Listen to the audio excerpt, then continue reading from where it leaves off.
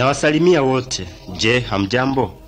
Ninayo furaha kwa sababu mmekuja kusikiliza mengi kuhusu neno la Mungu. Mna kitabu cha rangi ya njano? Hiki ni kitabu cha 4. Kanda hii imetolewa na Language Recordings International. Mkiwa na shida yoyote ya kiroho au maswali yoyote, tutafurahi mkituandikia, nasi tutakuwa tayari kuwajibu. Tuangalie picha ya kwanza, kitabu cha 4.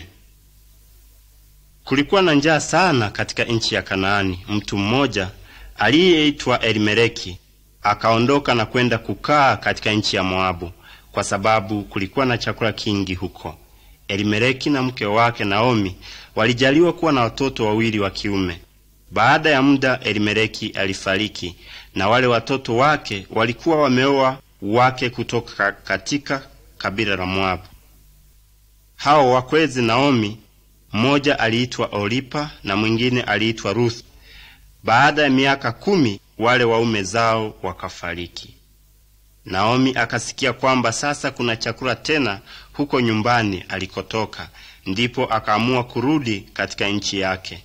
Naomi akawaambia wale wakwe zake, "Rudini kwenu, na Bwana awatendee mema ninyi kama mlivyowatendea mema hao waume zenu waliofariki, na kwangu pia.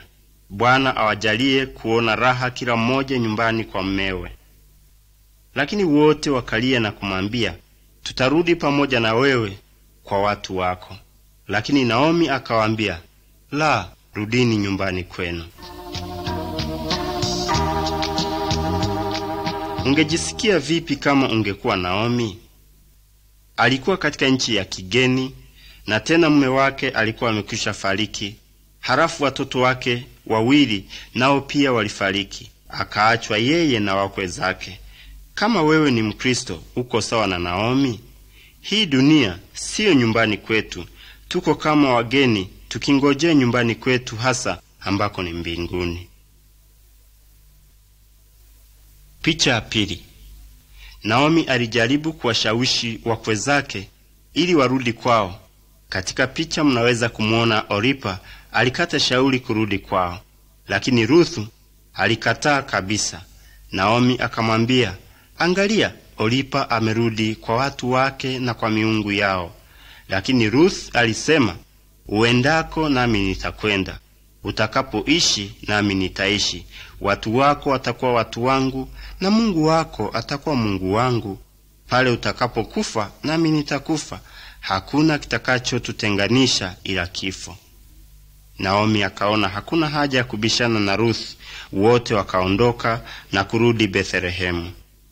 Walipofika Bethlehemu, ulikuwa ni wakati wa kuvuna, na watu wa mji wote wakashangaa kuwaona. Wanawake wakasema, "Je, huyu si Naomi?" Ruth alikataa kumwacha Naomi, ingawaje alijaribu kumshawishi arudi kwa watu wake. Ruth alimpenda Naomi sana, hata aliamua kuacha nchi na watu wake na kwenda katika nchi ya ugenini na kuishi pamoja na Naomi. Naomi alikuwa maskini, hakuwa na mume wala mtoto au makao, lakini haya yote Ruthi hakuyajali. Mapenzi yake kwa Naomi yalikuwa makubwa sana kiasi kwamba hakujali chochote. Ndugu zangu, sikilizeni katika Warumi sura ya 8 mstari wa 35 mpaka 39. Inasema, "Ni nani atakayetutenga na upendo wa Kristo? Je, ni dhiki au shida au adha au njaa au uchi au hatari au upanga? Kama ilivyoandikwa ya kwamba, kwa ajili yako tunauawa mchana kutwa, tumehesabiwa kuwa kama kondoo wa kuchinjwa." Lakini katika mambo haya yote tunashinda, na zaidi ya kushinda, kwa yeye aliyetupenda. Kwa maana nimekwisha kujua hakika ya kwamba wala mauti wala uzima wala malaika wala wenye mamlaka wala yaliyopo wala yatakayokuwapo wala wenye uwezo wala yaliyo juu wala yaliyo chini wala kiumbe kingine chochote hakitaweza kututenga na upendo wa Mungu ulio katika Kristo Yesu Bwana wetu. Waweza kusema kweli? Hakuna chochote ambacho chaweza kututenganisha na mapenzi ya Mungu. Picha ya 3. Naomi na Ruth walikuwa masikini sana. Siku moja Ruthi akasema, acha niende katika shamba na kuokota mabaki ya vyakula popote nitakaporuhusiwa kufanya hivyo. Naomi akakubali. Ruth akaenda na kujikuta akiokota katika shamba la mtu mmoja kwa jina alikuwa anaitwa Boazi. Boazi alikuja shambani, akamwona Ruth ambaye alikuwa mgeni kwake. Akamuuliza msimamizi aliyewasimamia wavunaji wake, ni nani yule? Akamwambia, ametoka katika nchi ya Moabu na alikuja na mama mkwe wake Naomi. Boazi akamwendea akamwambia, usiende katika shamba lingine kuokota, lakini ukae hapa na watumishi wangu nimewaambia wasikuguse. Ruth akamwinamia na kusema, kwa nini nimepata mema machoni pako, kwamba umenitambua mimi ambaye ni mgeni? Boazi akamjibu, nimesikia jinsi ulivyomtendea mama Naomi tangu mume wako afariki, na ulivyowaacha baba na mama yako na nchi yako na kuja kuishi na watu ambao ni wageni kwako. Bwana na akujalie kwa kazi yako njema, na upewe thawabu kamili na Bwana Mungu wa Israeli, ambaye umekuja kukimbilia chini ya mbawa zake. Boazi akampa chakula akara mpaka akashiba, kingine akambebea Naomi.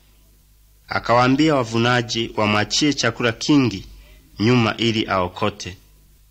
Ilipofika jioni, Ruthi akawa na chakula kingi cha kubeba, akarudi nyumbani.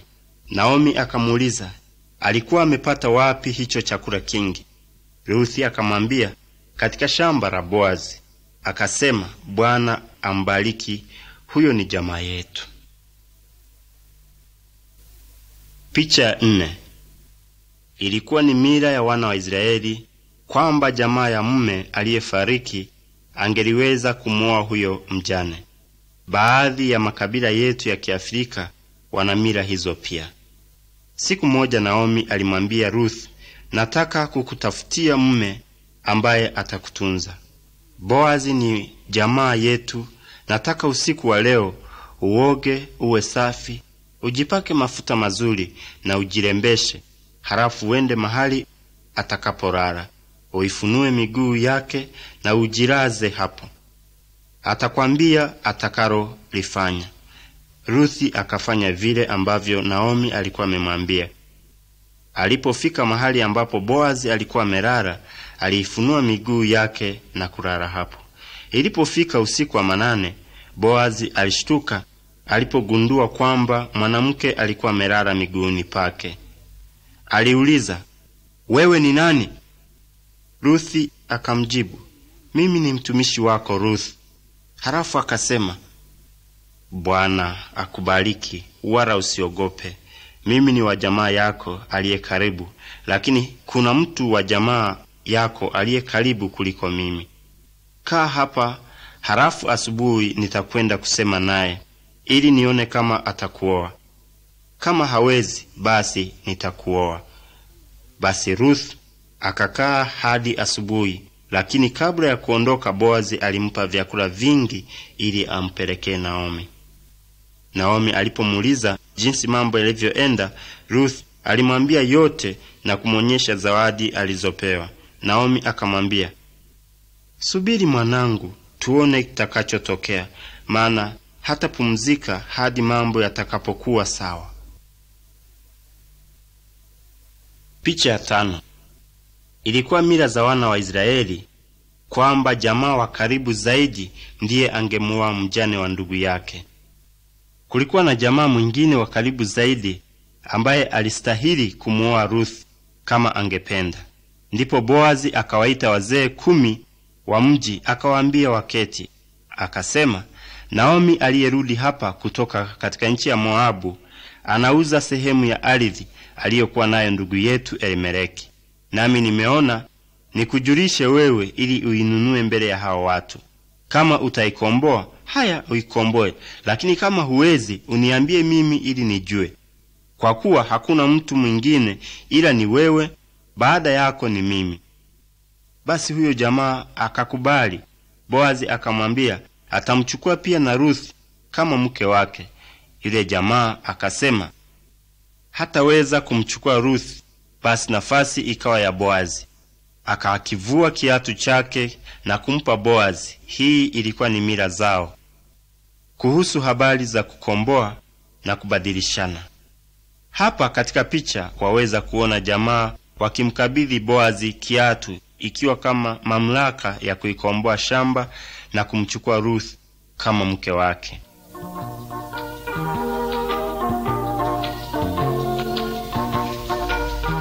Baada ya Ruth na Boazi kuoana, Ruth alijaliwa kupata mtoto wa kiume. Ndipo akamwambia Naomi, na atukuzwe Bwana ambaye hakukuacha bila mtoto wa kiume, na jina lake liwe kuu katika Israeli, naye atakutunza katika uzee wake. Kwa maana mkweo ambaye anakupenda naye anakufaa kuliko watoto 7 ndiye aliyemzaa. Mtoto aliitwa Obedi, yeye ndiye baba yake Yese, na Yese alikuwa baba yake Mfalme Daudi. Picha ya 6. Baada ya Ruth na vizazi vingi kupita, Mungu alimchagua mwanamke mwingine aliyempenda na kumtumikia, jina lake Mariamu. Alikuwa wa ukoo wa Ruth. Mariamu alikuwa ameposwa na Yusufu ambaye pia alikuwa wa ukoo wa Ruth. Malaika wa Bwana alimtokea Mariamu na kusema, salamu, uliyepewa neema, Bwana yu pamoja nawe. Mariamu alishangaa, salamu hii ni ya namna gani? Malaika akamwambia, usiogope Mariamu, kwa maana umepata neema kwa Mungu. Tazama, utachukua mimba na kuzaa mtoto mwanaume, na jina lake utamuita Yesu. Huyo atakuwa mkuu, ataitwa mwana wa aliye juu, na Bwana Mungu atampa kiti cha enzi cha Daudi baba yake. Ataimiliki nyumba ya Yakobo hata milele, na ufalme wake hautakuwa na mwisho. Mariamu akamwambia malaika, litakuwaje neno hili, maana mimi simjui mume? Malaika akajibu, Roho Mtakatifu atakushukia juu yako, na nguvu zake aliye juu zitakufunika kama kivuli. Kwa sababu hicho kitakachozaliwa kitaitwa kitakatifu, mwana wa Mungu. Kwa kuwa hakuna neno lisilowezekana kwa Mungu. Mariamu akasema, tazama, mimi ni mjakazi wa Bwana, na iwe kwangu kama ulivyosema.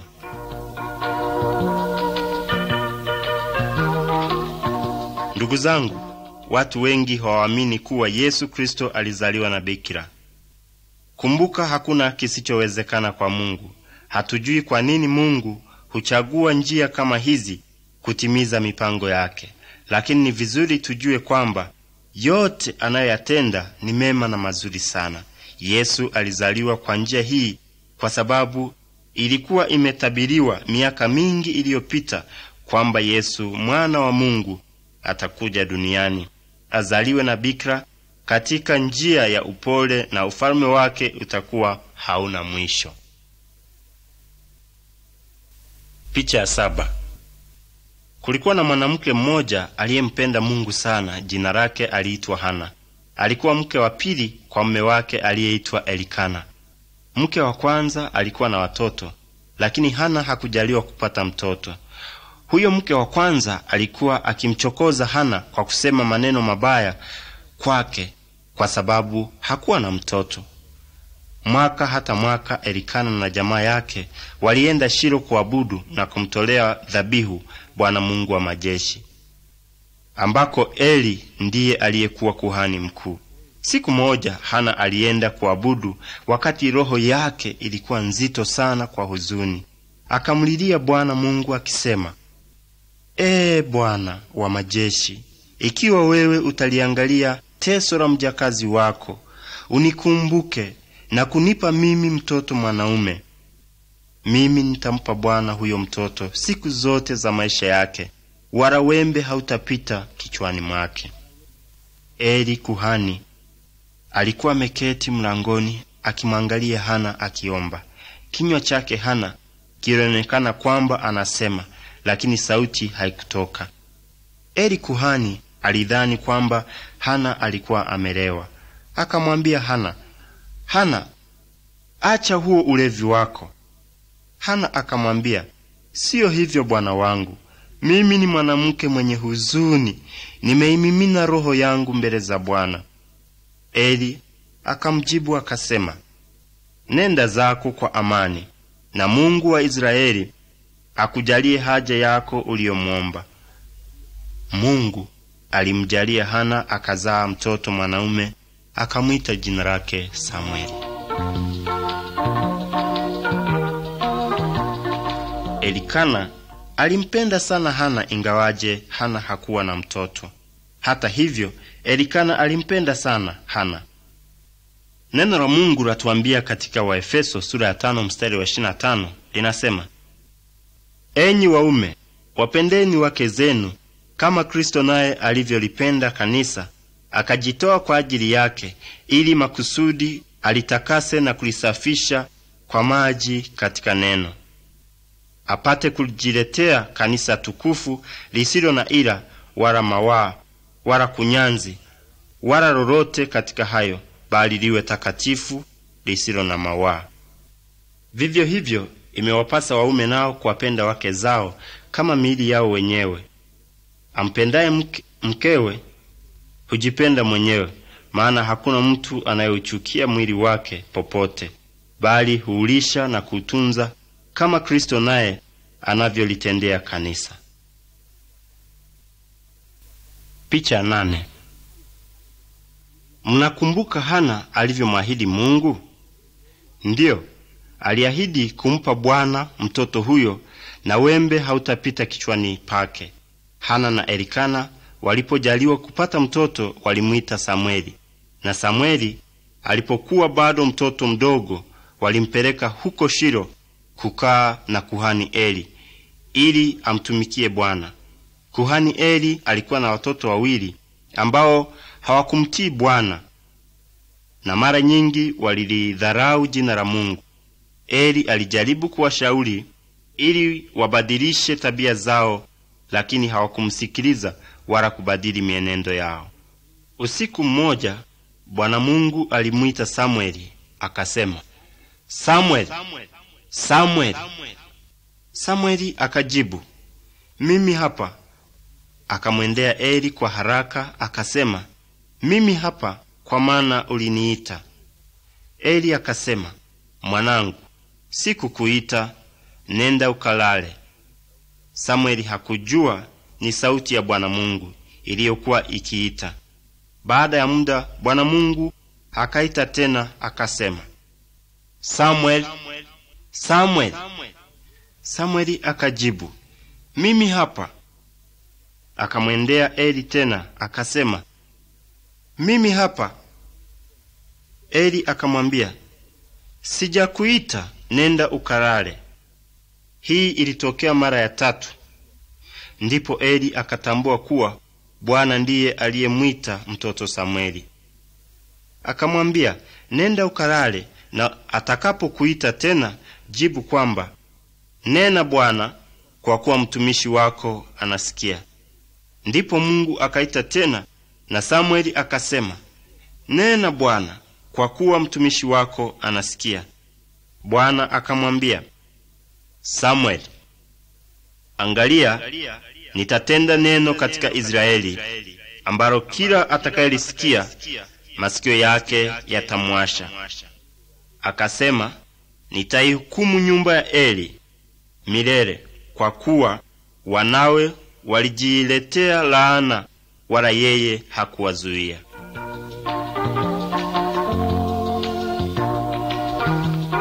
Ndugu zangu, nataka tujifunze vitu vitatu katika maelezo haya.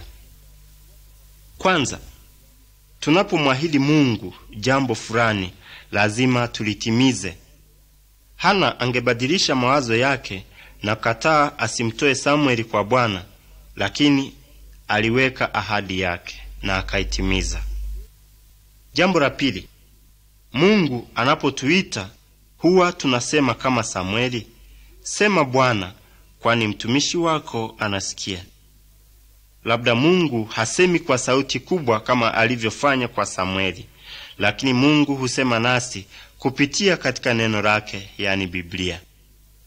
Na jambo la tatu, kama wewe ni mzazi, unawafundisha watoto wako njia za Mungu.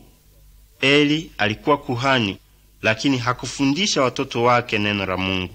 Matokeo yake ilikuwa Mungu aliihukumu nyumba yake milele. Sasa zima mtambo na turudie hivi vifungu vitatu ambavyo tumejifunza katika maelezo haya. Halafu tuendelee kusikiliza. Picha ya 9. Mungu aliihukumu nyumba ya Eli kwamba wale watoto wake walikufa vitani walipokuwa wakipigana na watu wa kabila la Wafilisti. Kwa miaka 20 wana wa Israeli walitawaliwa na kabila la Wafilisti. Waliwatesa sana, na ndipo wana wa Israeli wakamrudia Mungu.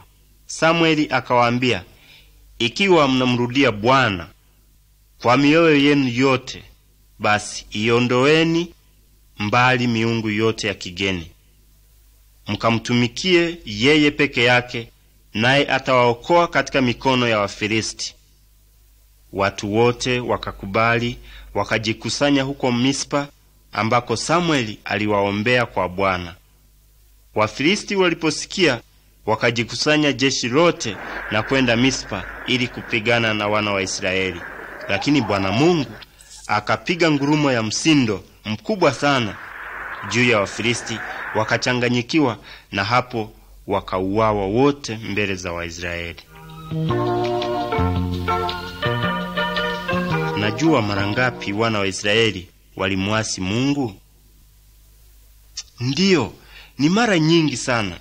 Lakini kila mara walipotubu na kumrudia Bwana, Bwana aliwasaidia na kuwapa ushindi dhidi ya adui zao. Kama mmekuwa mkisikiliza kanda hizi zote, mtagundua ni kwa nini watu walimuasi Mungu. Ni kwa sababu ya miungu yao. Mnaweza kushangaa miungu ya dunia hii ni nini? Ni vitu kama pesa, wake, utajiri, vyeo na kadhalika. Wakati vitu hivi vinakuwa vya muhimu kuliko Mungu, basi Mungu huwa hatawali tena maisha yako. Picha ya 10. Samueli alikuwa na watoto wawili wa kiume ambao pia hawakumcha Bwana. Walitenda maovu mbele za Mungu, kama kupokea rushwa na mengine mengi mabaya. Samueli alikuwa mzee sana, na watu wakamwendea na kusema, wewe umekuwa mzee sana na watoto wako hawaendi katika njia zako. Basi tufanyie mfalme atuamue, ili tuwe kama mataifa mengine. Lakini neno hili lilikuwa baya machoni pa Samueli. Nadhani ni nani aliyekuwa mfalme na kiongozi wa Waisraeli? Ni Bwana Mungu. Wakati Samueli alipoomba kwa Mungu kuhusu jambo hilo, Mungu alimwambia, hawakukukataa wewe, bali wamenikataa mimi, ili nisiwe mfalme juu yao, kwa kadiri ya matendo yote walionitendea tokea siku ile nilipowatoa nchi ya Misri hata leo, kwa kuniacha mimi na kutumikia miungu mingine, ndivyo wanavyokutendea wewe. Isikilize sauti yao, lakini uwaonye na kuwaonyesha vitu vyote atakavyowafanyia mfalme atakayewatawala. Basi Samueli akawaambia haya yote, lakini hawakutaka kumsikiliza, bali walilalamika na kusema, tunataka mfalme ili tufanane na mataifa mengine. Samueli akaomba kwa Mungu tena, ndipo Mungu akamwambia, wafanyie mfalme. Kulikuwa na kijana mmoja kwa jina Sauli alikuwa mrefu, mwenye umbo la kupendeza. Mungu akamwambia Samueli kwamba Sauli ndiye atakayekuwa mfalme. Samueli akachukua chupa ya mafuta akamwagia Sauli kichwani pake, ikawa ishara kwamba Bwana amemchagua kuwa mfalme. Picha ya 11. Samueli alienda akamwambia Sauli ujumbe wa Bwana.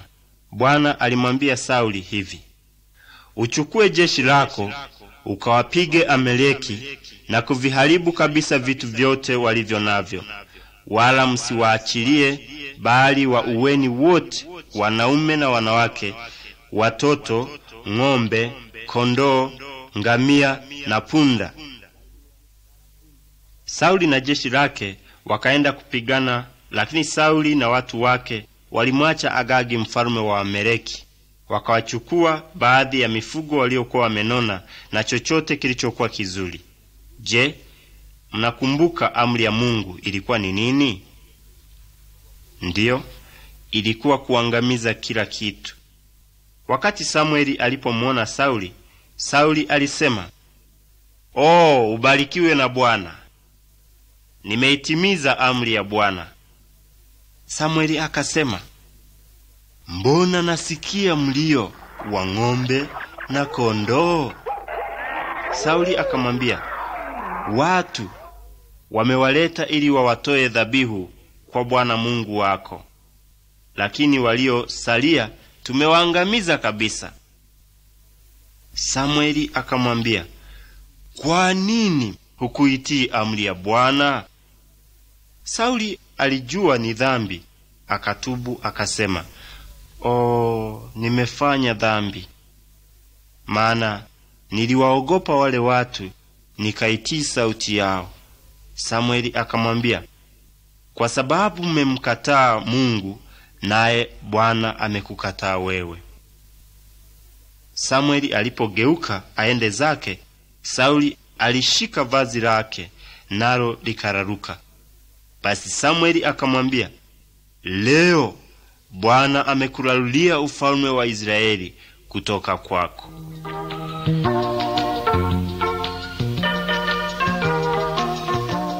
Umeshawahi kuambiwa kufanya jambo, lakini wewe ukafanya nusu? Unapogunduliwa, unatoa visingizio kwamba ulikuwa unaogopa watu wengine? Ndugu zangu, kumbuka Mungu anatutaka sisi kumtii kabisa kabisa. Picha ya 12. Baada ya kufa Samueli na vizazi vingi kupita, Yesu Kristo alizaliwa duniani. Alipokuwa na umri wa miaka 12, Yesu alienda na wazazi wake Yerusalemu kwa sikukuu ya Pasaka. Baada ya sikukuu, Mariamu na Yusufu walirudi nyumbani, huku wakidhani kuwa mtoto Yesu alikuwa miongoni mwa watu au alikuwa na jamaa zao. Lakini walipofika, walikuta kwamba mtoto Yesu hayupo kabisa. Ndipo wakarudi tena Yerusalemu kumtafuta.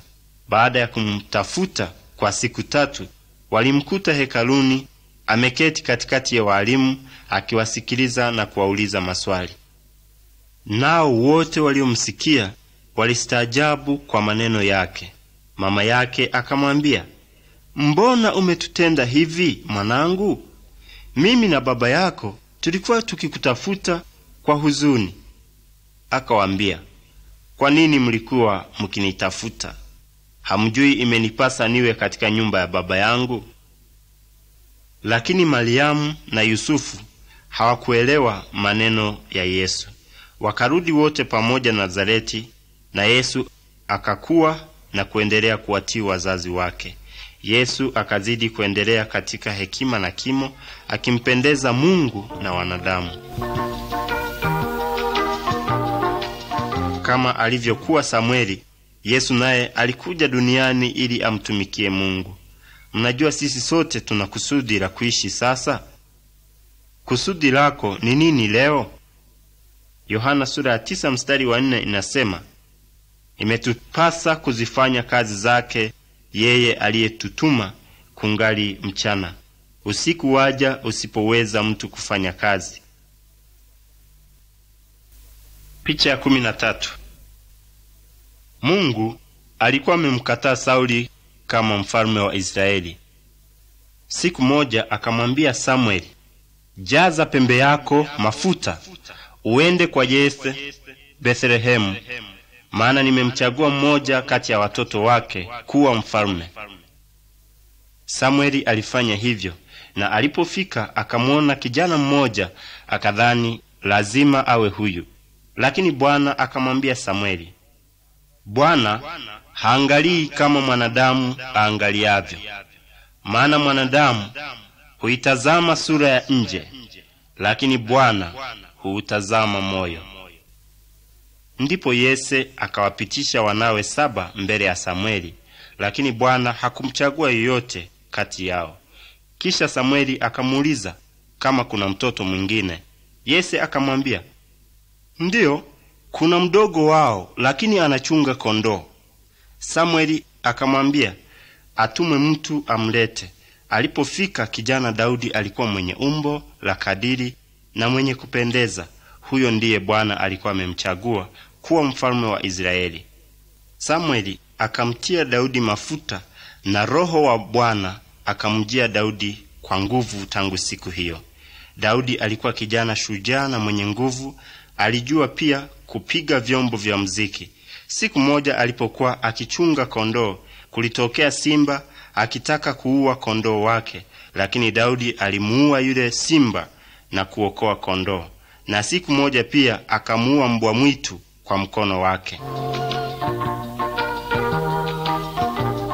Baada ya kusikiliza hivi vifungu, nadhani mmetambua jinsi Bwana Mungu anavyofanya mambo katika njia ambazo kwetu twaziona sio nzuri, na wala sisi hatuwezi kufanya hivyo. Kumbuka, Mungu haoni vitu jinsi tunavyoangalia sisi. Watu huangalia sura, lakini Mungu huangalia moyo. Je, Mungu anaona nini katika roho yako sasa? Picha ya 14. Kulikuwa na vita kati ya Waisraeli na Wafilisti. Hawa Wafilisti wakawa na shujaa katika jeshi aliyeitwa Goliati, ambaye urefu wake ulikuwa futi 9 na alikuwa mtu wa kutisha sana. Akatoka na kusimama, akawapigia kelele majeshi ya Israeli, akawaambia, enyi majeshi ya Israeli, jichagulieni mtu wa kupigana nami, na akiniua sisi tutakuwa watumwa wenu, na nikimuua ninyi mtakuwa watumwa wetu. Nipeni mtu nipigane naye, nipeni mtu. Siku moja Daudi akawa anawaletea chakula ndugu zake ambao walikuwa katika jeshi la Israeli. Alipofika na kumsikia yule Goliati akisema maneno yale, Daudi akasema, ni nani huyu hata analitukana jeshi la Mungu aliye hai? Daudi akamwambia mfalme Sauli kwamba yeye ataenda kupigana na Goliati kwa sababu alimwamini Mungu na wala hakuogopa. Goliati alipomwona Daudi alikasirika sana, akasema, mimi ni mbwa hata unanijia na fimbo? Njoo huku, nitaupa mwili wako ndege wa angani, na nyama yako nitawapa wanyama wa mwitu. Lakini Daudi alimjibu, wewe unanijia kwa upanga na mkuki, bali mimi nakujia wewe kwa jina la Bwana wa majeshi. Daudi akatupa jiwe moja kwa kombeo lake, na likampiga kwenye kipaji cha uso wake, naye akaanguka chini.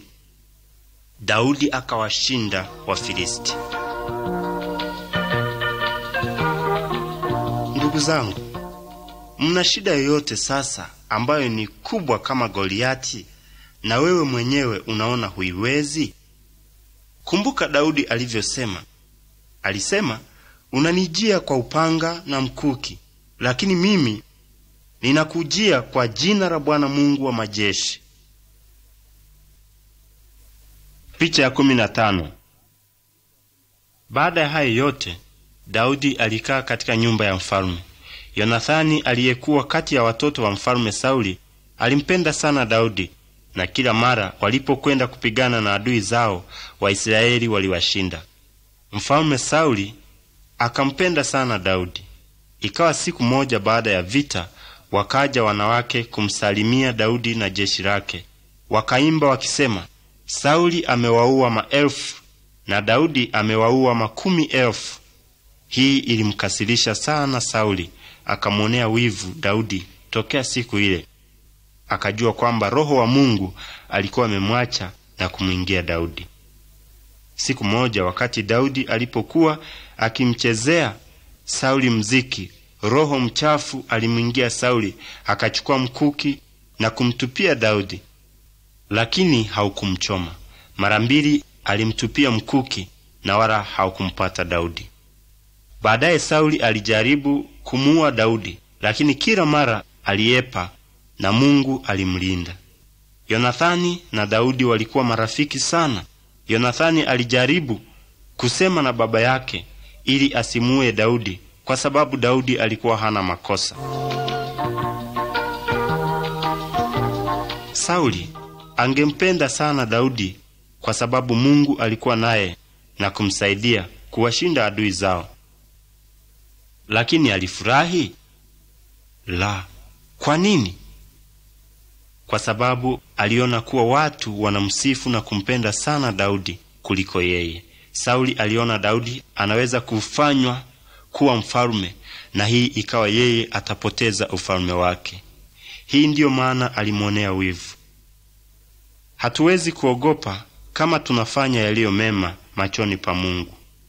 Wivu na uoga havitoki kwa Mungu, bali vinatoka kwa Shetani.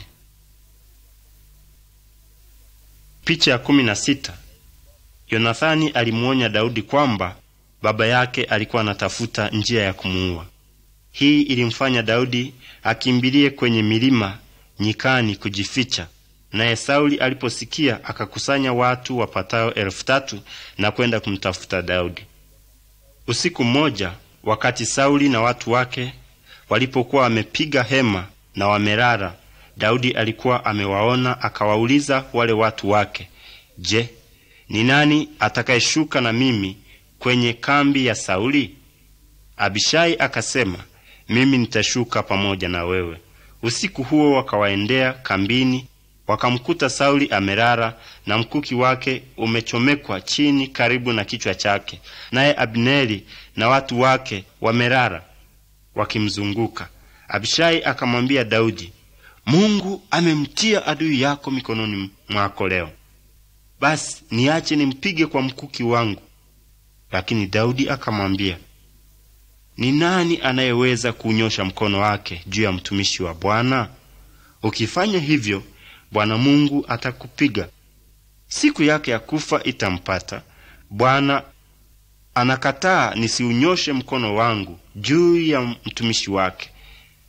Badala yake, Daudi alichukua mkuki wake na bakuli lake la maji, wakaenda zao. Walipofika ng'ambo ya pili, Daudi akasimama juu ya kilima na kuwapigia kelele akisema, ninyi watu maaskari, mnastahili kufa. Mbona hamkulinda bwana wenu, mtumishi wa Mungu? Ebu angalieni, mkuki wake na bakuli lake la maji viko wapi? Sauli aliitambua sauti ya Daudi na akauliza kwa nini Sauli anataka kumuua. Sauli alitubu na kusema, maana maisha yangu yalikuwa na thamani machoni pako leo. Sitakudhuru tena, nimetenda upumbavu. Nadhani Daudi alifanya vizuri. Ndugu zangu, Bwana anasema kisasi ni juu yangu mimi, siyo yetu. Picha ya 17. Kwa mara nyingine tena jeshi la Wafilisti lilienda kupigana vita na wana wa Israeli. Mfalme Sauli na watoto wake wakauawa. Daudi akawa mfalme wa Israeli. Wote walijua kwamba Bwana Mungu alikuwa amemchagua Daudi kuwa mfalme wao. Kila mara adui waliposhambulia wana wa Israeli, Daudi aliomba na Bwana alimwambia la kufanya.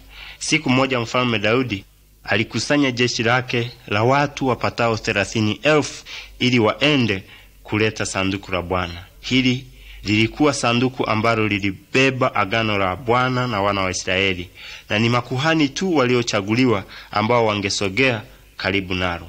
Sanduku la agano lilikuwa mahali palipoitwa Yuda. Ndipo mfalme Daudi na watu wake wakalirudisha na kuliweka mahali pengine. Uza na Ahio ndio waliokuwa wakililinda gari ambalo lilikuwa limebeba sanduku. Mfalme Daudi na watu wa Israeli wakacheza mbele za Bwana wao.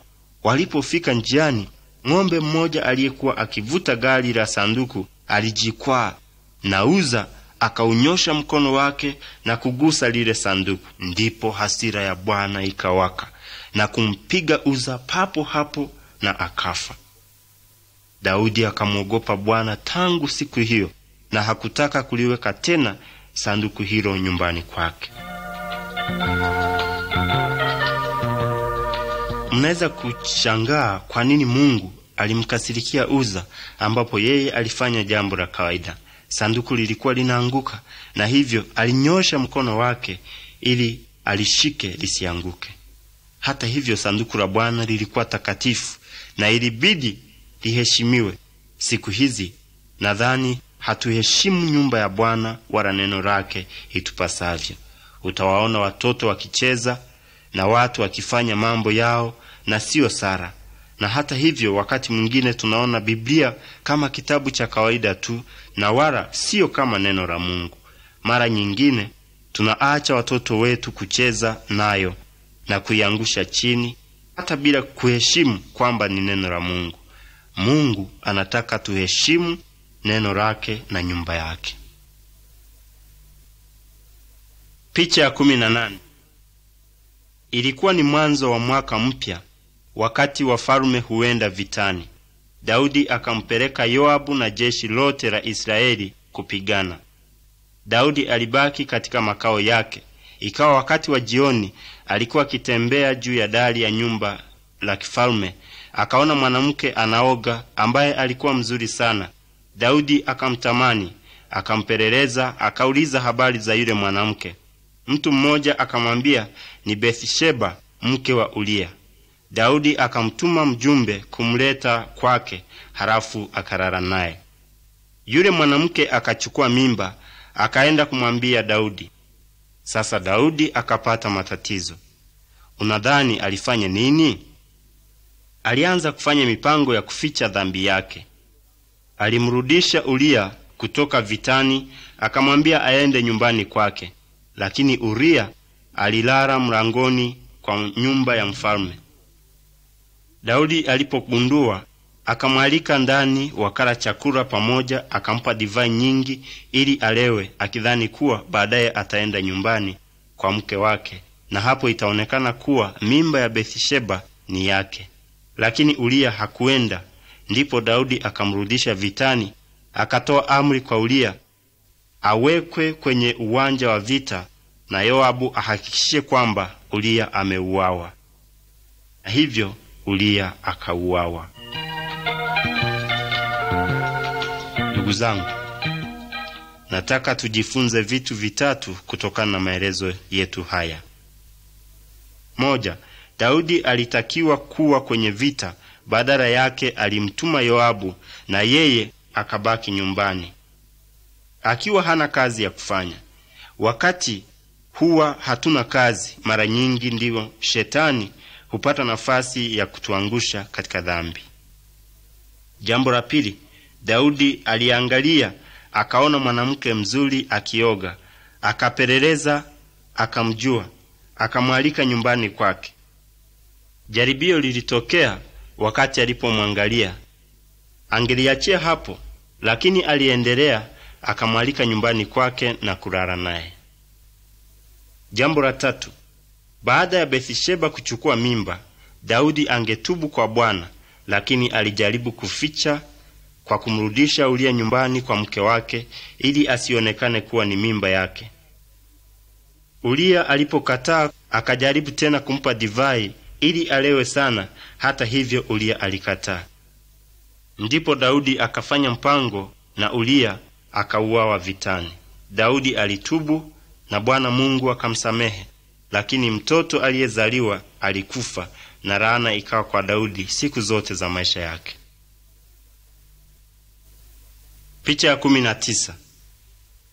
Baada ya Daudi kutubu, alitaka kujenga nyumba ya Bwana ambayo wangeliweka sanduku la agano la Bwana. Lakini Bwana Mungu alimwambia, wewe umemwaga damu nyingi na umepigana vita vikubwa. Hutanijengea nyumba kwa ajili ya jina langu, lakini utamzaa mwana atakayekuwa mtu wa starehe na amani. Jina lake litakuwa Sulemani. Basi Daudi akasema, kwa sababu mwanangu Sulemani angali mchanga na hana ujuzi wowote, basi nitaweka maandalizi ya ujenzi wa nyumba ya Bwana, kwani haina budi iwe nyumba ya kupendeza na yenye sifa katika nchi zote. Ndipo Sulemani akamjengea Bwana nyumba ikawa ya kupendeza na yenye fahari kubwa. Wana wa Israeli walimwabudu Bwana Mungu katika nyumba hiyo kwa miaka mingi. Mfalme Daudi aliomba kwamba Mungu ampe Sulemani hekima na maarifa ili awatawale vyema watu wa Israeli. Alimuonya Sulemani kwamba azitii amri za Bwana, awe shujaa wala asiogope au kukata tamaa. Hili ni funzo zuri kwetu sote pia. Picha ya 20. Baada ya utawala wa mfalme Daudi na Sulemani, miaka mingi ilipita, na ndipo Yesu Kristo akazaliwa na Bikira Mariamu kama ilivyokuwa imetabiriwa wakati wa Daudi na Sulemani. Siku moja Yesu Kristo aliwaambia wanafunzi wake wawili kwamba waende kijijini, na mara wataona punda amefungwa pamoja na mwanapunda, wamfungue yule mwanapunda wamletee. Na kama mtu akiwauliza neno, wamwambie kwamba Bwana ana haja naye. Wanafunzi walifanya hivyo. Halafu wakaweka nguo zao juu yake, naye Yesu akaketi juu yake. Watu wengi wakatandaza nguo zao njiani, na wengine wakakata matawi ya miti wakayatandaza njiani. Ikawa wote waliotangulia na waliomfuata wakapaza sauti zao wakisema, Hosana mwana wa Daudi! Ndiye mbarikiwa yeye ajaye kwa jina la Bwana! Hosana juu mbinguni! Hata walipoingia mji wa Yerusalemu, watu wote walishangaa na kusema, ni nani huyu? Wengine wakasema, huyu ni nabii Yesu wa Nazareti ya Galilaya. Yesu ni mfalme juu ya wafalme wote. Mnadhani mfalme angempanda mnyama kama punda? Mimi sidhani. Angempanda mnyama mzuri kama farasi, au kama siku hizi angepanda gari la pesa nyingi sana la fahari sana. Lakini Yesu alichagua mnyama mpole na wa kawaida. Alikuwa mtu mpole. Tunasoma hivi katika Wafilipi sura ya 2 mstari wa 6 mpaka wa 8. Ambaye yeye mwanzo alikuwa yuna namna ya Mungu, naye hakuona kule kuwa sawa na Mungu kuwa ni kitu cha kushikamana nacho, bali alijifanya kuwa hana utukufu, akatwaa namna ya mtumwa, akawa ana mfano wa mwanadamu. Tena alipoonekana ana umbo kama mwanadamu, alijinyenyekeza akawa mtii hata mauti, naam, mauti ya msalaba. Kwa hiyo tena Mungu alimwadhimisha mno, akamkirimia jina lile lipitalo kila jina. Picha ya 21. Baada ya Daudi na Sulemani kuwatawala wana wa Israeli na miaka mingi kupita, kuna wafalme wengine waliotawala pia, lakini hawakumcha Mungu kama alivyokuwa mfalme Daudi, bali walimuasi Mungu na kutenda dhambi machoni pake. Mmoja kati ya wafalme hawa alikuwa Ahabu.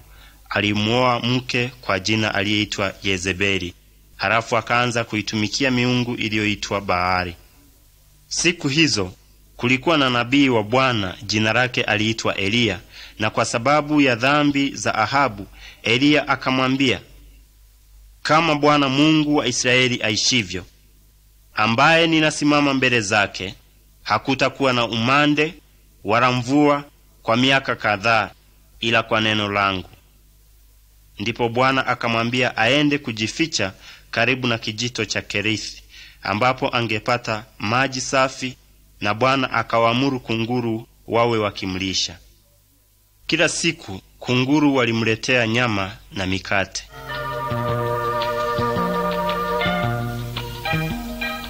Ni jambo la muhimu kumtii Bwana Mungu. Mfalme Ahabu hakufuata njia za Bwana, akaanza kuitumikia miungu ya Baali.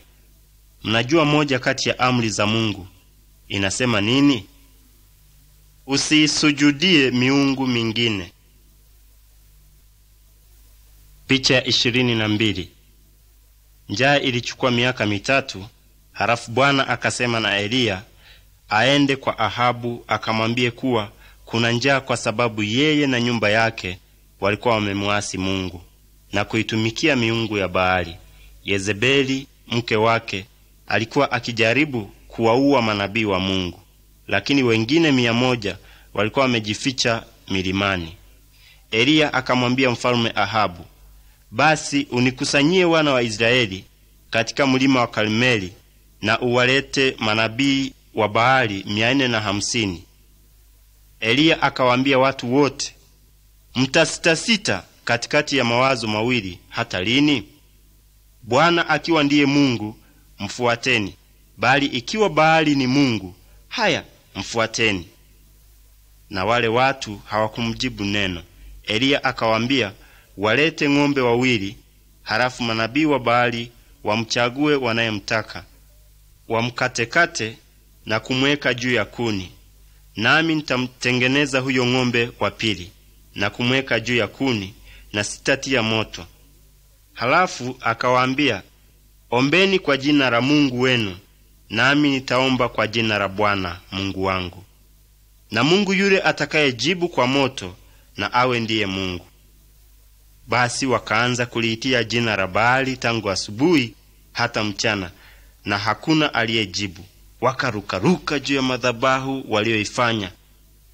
Ikawa wakati wa adhuhuri, Eliya akawaambia, mwiteni kwa sauti kuu, maana Mungu huyo labda anazungumza, au ana shughuli nyingi, au amesafiri, au labda amelala, sharti amshwe. Wakapiga kelele, wakajikatakata kwa visu kama ilivyokuwa desturi yao, hata damu ikawachuruzika, lakini hakuna aliyejibu. Basi Eliya akatayarisha sadaka yake, akawaambia watu wamwagie sadaka maji, na juu ya kuni pia wamwagie maji. Wakafanya hivyo mara 3, ikawa maji yamejaa kila mahali. Basi Eliya akasema, Ee Bwana Mungu wa Ibrahimu na wa Isaka na wa Israeli, na ijulikane leo ya kuwa wewe ndiwe Mungu katika Israeli, na ya kuwa mimi ni mtumishi wako, na ya kuwa nimefanya mambo haya yote kwa neno lako. Unisikie Ee Bwana, unisikie, ili watu hao wajue ya kuwa wewe Bwana ndiwe Mungu, na ya kuwa wewe umewageuza mioyo wakurudie. Ndipo moto wa Bwana ukashuka ukaiteketeza sadaka ya kuteketezwa na kuni na mawe na mavumbi, ukayaramba yale maji yaliyokuwa katika mfereji. Na watu wote walipoona wakaanguka kifudifudi, wakasema, Bwana ndiye Mungu, Bwana ndiye Mungu.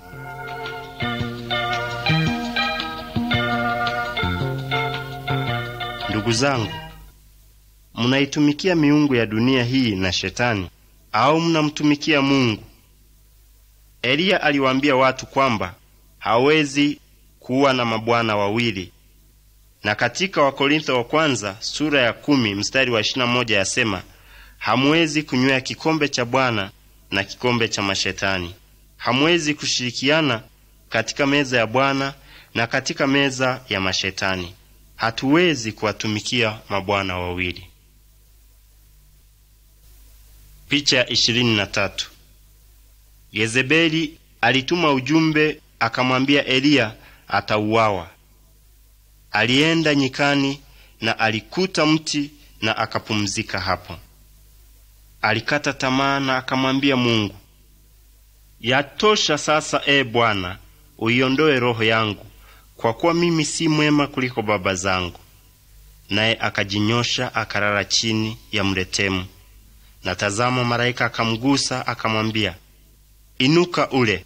Akatazama, kumbe pana mkate umeokwa juu ya makaa na gudulia la maji kichwani pake. Akala, akanywa, akajinyosha tena. Ninastaajabu wewe ungelisikia vipi ukiwa wewe ni Eliya. Mkristo, umebaki hapa duniani peke yako na watu wanakutafuta wakuue wewe. Mungu alimwambia Eliya amtafute Elisha na amfundishe kuwa nabii wa Mungu. Elisha alikuwa akilima shambani na ng'ombe wakati Eliya alipokuja kumuita, na baada ya kuambiwa vile ambavyo atafanya, akamfuata Eliya na kujifunza mambo ya Mungu. Wakati ulipofika, wote wakajua Eliya ataondoka katika ulimwengu huu. Siku moja wakitembea pamoja, kwa haraka gari kubwa la moto na farasi wa moto ulikuja, na Eliya akachukuliwa mbinguni kwa njia ya upepo. Elisha akapaza sauti akasema, Baba! Baba! Lakini Eliya alikuwa ameenda. Wakati mwingine watu wanafanya kazi ya Mungu, inaonekana ya kwamba kila kitu na kila mtu anashindana na sisi. Tunakata tamaa. Tunatakikana kutosheka na tusome neno la Mungu, kwa sababu hapo ndipo tunapata nguvu kutoka kwa Mungu. Biblia ni kama chakula katika roho zetu. Picha ya 24. Baada ya vizazi vingi kupita, Yesu Kristo alizaliwa hapa duniani na kututengenezea njia ya kwenda kwa Mungu. Wakati mmoja Yesu aliwachukua wanafunzi wake, Petro, Yakobo na Yohana, ili waende mlimani kuomba. Walipofika kwenye mlima, wale wanafunzi walichoka na wakalala. Walipoamka, waliwaona watu wawili wakisema na Yesu. Walikuwa Musa na Eliya. Walikuwa wakizungumza kuhusu kifo na kufufuka kwa Yesu Kristo.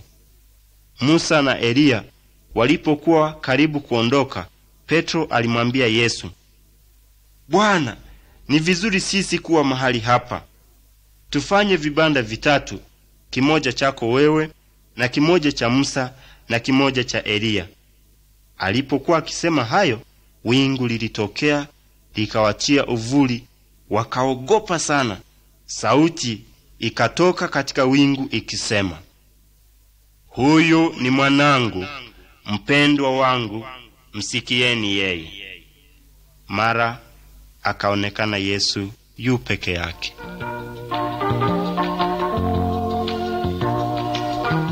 Ndugu zangu, haya yote Mungu ametuonyesha kupitia kwa wana wa Israeli.